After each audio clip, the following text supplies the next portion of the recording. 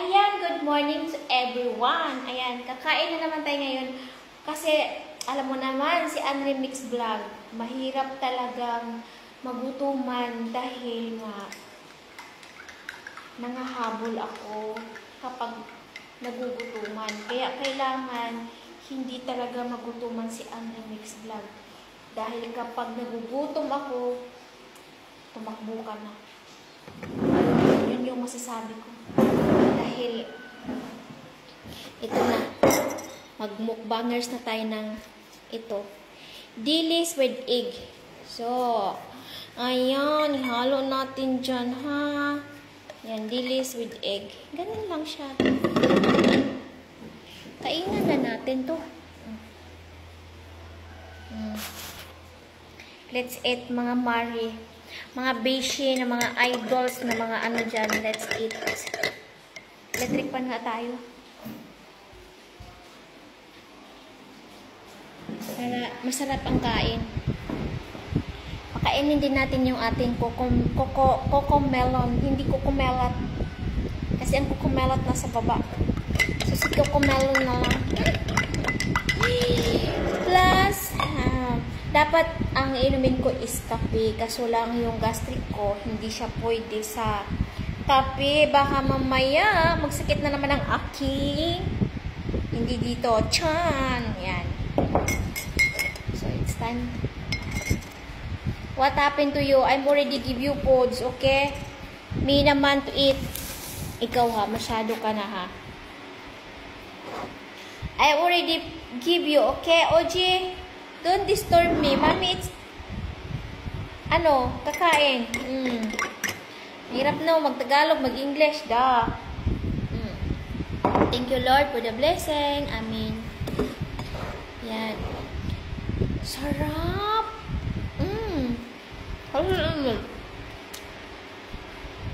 Ganito talaga mga pagkain na mahihirap. Don't look at me like that, OJ. I'm already give you foods.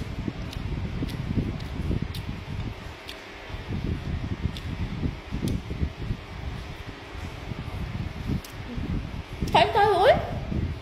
Ingit ka lang sa akin ngayon. Sa mga, makaka-relate lang nito yung mga katulad ko. Mahihirap. Kasi dati nung maliliit pa lang kami, yung mama ko nagluluto ng ganito. Dinidivide niya. Kasi nga marami kami. Pito. 6 na lang pala.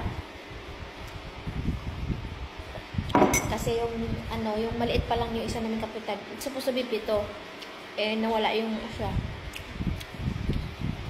Na siya yung naunang pumunta sa heaven. So, 6 na lang. 6 kami. Siyempre, mahirap lang kami, no? Magluluto yung mama ko ng ganito. Tapos, lugaw. Makakain kami lahat. Maglugaw yung mama ko. Ayun. Kasi ang isang salmo na bigas, yung isang takal, pag nilugaw mo yun, marami na yun. So, magkasya kami dun sa 6. Siyempre, nandun pa si mama, si papa, ganun. Hindi laging ganitong yung saing namin kasi nga, marami kami. Mahirap ang buhay namin. So, pinoprovide ng mama ko ang maglugaw para lahat kami makakain. Then, magkaganito siya. Masarap na yun, i-partner mo sa lugaw.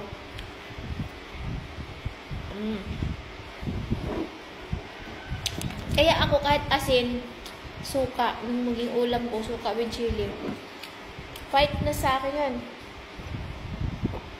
Gawa nga niya, hindi naman kami mayaman. Kaya nga ang hilig-hilig kong sumiksik sa mga gubat-gubatan, di ba? Jungle-jungle na yan. Dahil nga, natutulog ako na kumuha kami dati ng ginto sa Bisaya pa ng Mulawan. So, yung tinutulugan namin parang trapa lang. So, walang ding-ding. Ganon.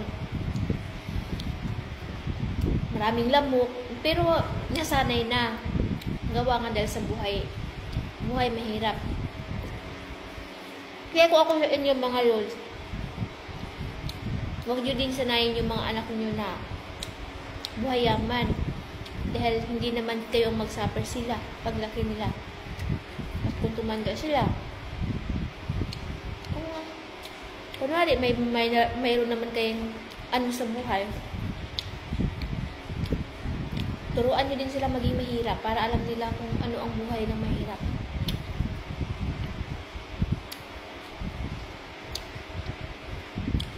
Para alam nila mag-survive kahit wala na kayo, wala na yung mga magulang.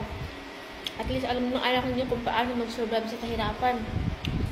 Dahil hindi lahat ng panahon may pera. Hindi lahat ng panahon init. Ganun.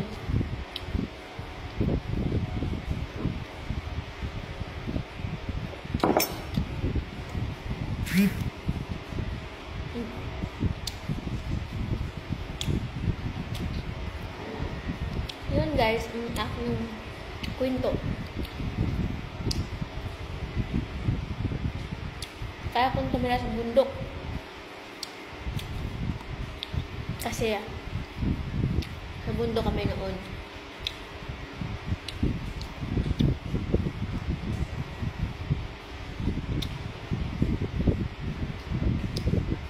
Kaya kung manghunting ng gold, basta mayroon gold lang yung lupa ha. Yung parang may ano siya, prospect na may gold talaga. Ayaw kong maghanap ng gold, yung kahit yung pala lang testing, kaya ko yun. Dahil nasanay kami noon na bata pa lang kami, yun yung hanap buhay namin, maghanap ng ginto. Alam mo yun, kung marinig nyo yung Dasagan, Agusan del Sur, malapit sa San Francisco, Tambis, malapit sa Barubo. Ayun, yan sa mga nakakarinig dyan. Yan yung lugar na yan, maraming mga gold yan. Yung Dasagan, doon kami noon. Doon kami naghanap ng ginto. Kasama ang palad, 1D18 pa rin kami. Alam niyo kung bakit? Yung papa ko lang yung giro. Yung ginawa ko uminom. Yung mama ko naman, nagtitinda. Basta. Kanya-kanya sila ng pera, kaya ganun yung buhay namin. Kahit may pera sila, 1D18 pa rin kami. Isang kainan lang sa araw. Umaga lang. Ganun. Pero minsan naman, may isang araw, 3 kainan. Kasi kapag namumulawan kami, yung nanguha kami ng ginto, bidala kami ng pagkain.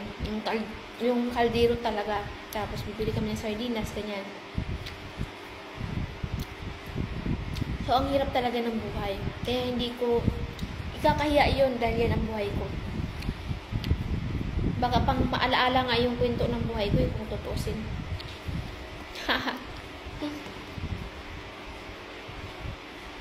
Kaya hindi talaga maging totoo lang talaga sa sarili. Kasi hindi lahat ng mayaman is yayaman yan. Hindi lahat ng mahirap maghihirap yan. Nagro-rolling yung mundo natin ba?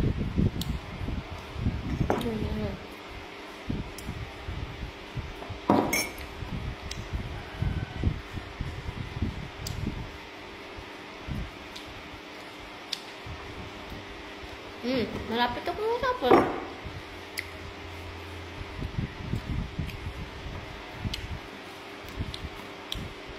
Kaya yung mga mayaman dyan, yung mga anak ng ngayon mga kabataan, swerte nyo. Hindi kayo nabilong sa may pamilya na mahirap. Pero swerte din ako. Kasi andito pa rin ako ngayon buhay pa rin.